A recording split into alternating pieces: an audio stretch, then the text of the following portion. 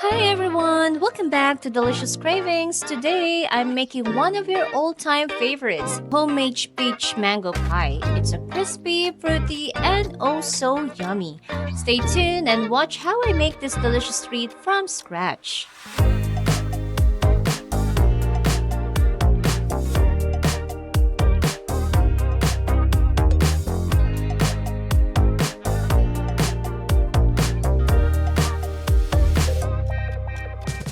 So if you're ready to share some love in the kitchen, let's get started.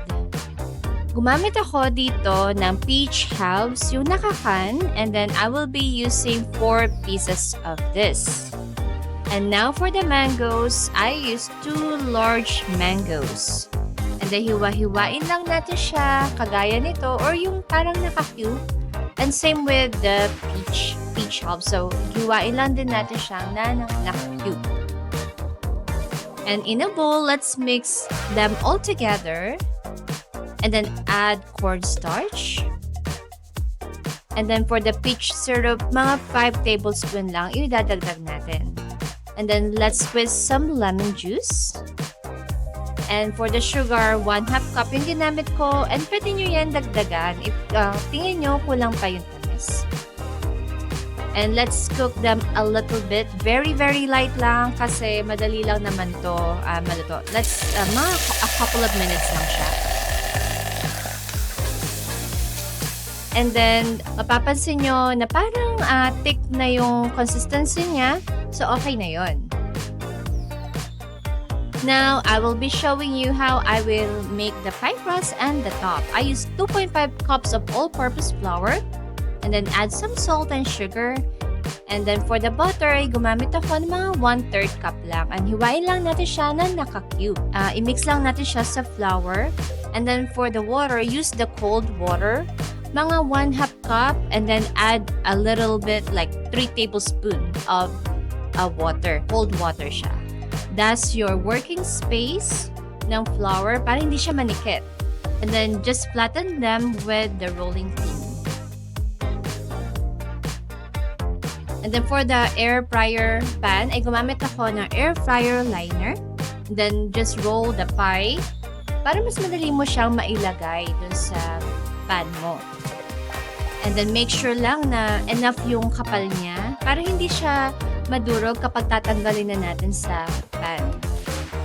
And then using a fork, tusok-tusokin lang natin siya ng kagaya nito.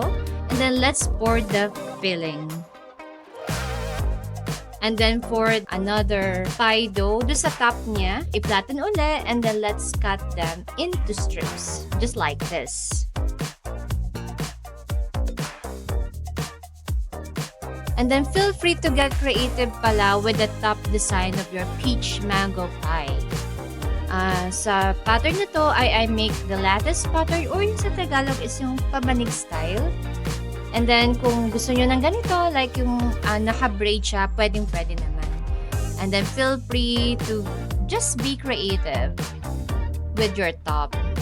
Pwede nyo yung gawin ng zigzag pattern, or if you want to add a pretty flowery pattern, or kahit palagyan nyo na yan ng mga heart shapes sa design, go lang.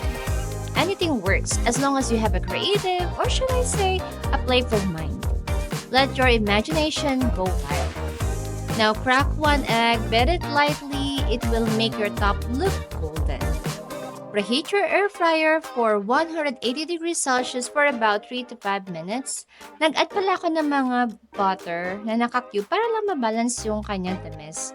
And then, i-check nyo siya after 25 minutes. Pag okay na siya, then okay na yon. And then, pag hindi pa rin, just add 5 minutes more. Sa akin, 30 minutes na naluto na siya.